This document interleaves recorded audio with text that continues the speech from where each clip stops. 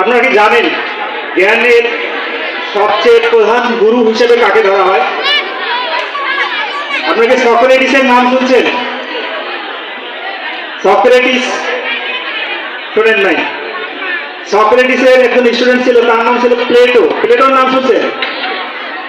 শোনেন নাই? এরিস্টটল, তাও শোনেন নাই? আলেকজান্ডার শুনছেন? আলেকজান্ডার কে ছিলেন? জানেন? তো শিক্ষার গুরু ধরা হয় সক্রেটিসকে, যিনি শিক্ষার উৎপত্তি বা শিক্ষা সম্পর্কে বেশ ভালো করেছেন। এরপরে প্লেটো, তার শিষ্য ছিলেন এরিস্টটল। তো এরিস্টটল একসাথে রাষ্ট্রবিজ্ঞানের জনক, উদ্ভিদবিদ্যার জনক, আরো বেশ কিছু বিষয়ের ছিল। তো তিনি বলেছেন শিক্ষার ফল তেতো হলেও নাকি শিকড় তেতো হলেও, কোনটা বলেন তো? শিক্ষার ফল তেতো নাকি তিতো মানে কি তিতা? নিম পাতা কি তিতা না মিষ্টি? কে দেখছেন? এখন তো নিম গাছেই নেই নাকি স্যার? আছে কিছু কিছু জায়গায় কম সব এখন কি ইউক্যালিপটাস। তো উনি বলেছেন যে শিক্ষার শেকড় তেতো হলেও এর ফল মিষ্টি। অর্থাৎ আপনি যখন পড়তে যাবেন ভালো লাগবে না, মনে হয় একটু মোবাইলে টিভি আসলে ভালো হইতো, একটু পাবজি খেলে আসলে ভালো হইতো নাকি? কি ফ্রি ফায়ার খেলো কে দেখি? খেলো না কেউ? বেশিরভাগই খেলে, বেশিরভাগই খেলে। অবশ্যই খেলা যাবে না, মোবাইল হাতে নেওয়াই যাবে না, ঠিক আছে? তো আমরা অনেকক্ষণ ধৈর্য ধরেছিলাম, আর আমি সময় নেব না। সর্বশেষ একটা কথা বলে শেষ করবো। তোমরা কি কেউ ঘড়ি দেখেছো? গুড্ডি গুড্ডি, আচ্ছা, গুড্ডি কি ওড়ে আকাশে? কখন ওড়ে? বাতাসে ওড়ে, তাই না? আচ্ছা, ঘড়ি সাথে কি একটা সুতা লাগানো থাকে না? তো একদিন এক ছেলে এবং তার বাবা ঘুড়ি উড়াচ্ছে। তো ছেলে প্রশ্ন করছে বাবাকে,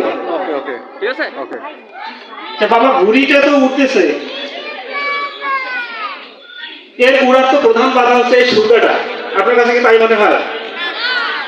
ও বলতেছে আমি তো সুতা যত ছেড়ে দিচ্ছি সে তত উপরে উঠতেছে, তাহলে সুতাটা একবারে যদি ছেড়ে দিই তাহলে আরো বেশি উপরে উঠবে। আপনার কি মনে হয় উঠবে?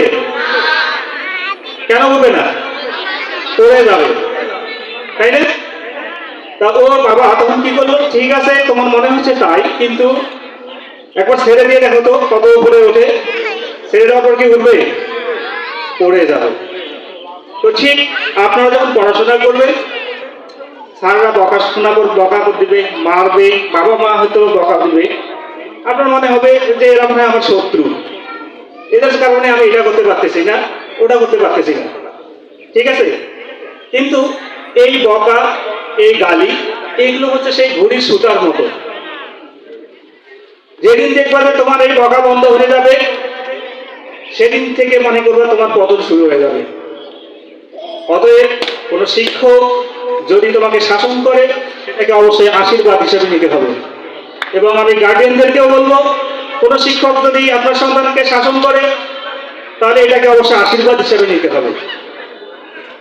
তার কারণ একমাত্র শিক্ষক একটা জাতি যে অন্যের সন্তানের ভালো দেখে খুশি হয়। আর বেশিরভাগ মানুষ দেখবেন আপনার সন্তান ভালো করুক চাবে না, ভালো করলে বরং আরো হিংসা করবে, ঠিক আছে? তো সেজন্য আমি আর সময় নেব না, আমার একটু ব্যস্ততা আছে।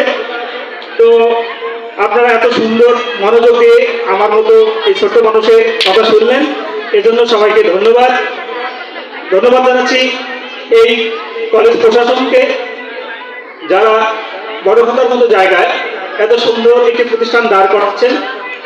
আমি এই প্রতিষ্ঠানের আরো উত্তরোত্তর উন্নতি কামনা করছি। সেই সাথে সামনে বছর আস্তে আস্তে যেন তারা স্টুডেন্টকে ফেরত দেয়, যে আমরা পরীক্ষার মাধ্যমে বাছাই করে নেব, এরকম পরিবেশ তৈরি হোক।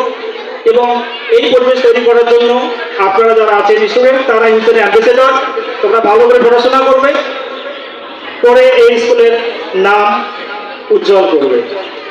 তো সবাইকে ধন্যবাদ জানাচ্ছি। আমি আপনাদের এলাকারই সন্তান। দেখা হবে, কথা হবে ইনশাআল্লাহ। সবাই ভালো থাকবেন। আসসালামু আলাইকুম।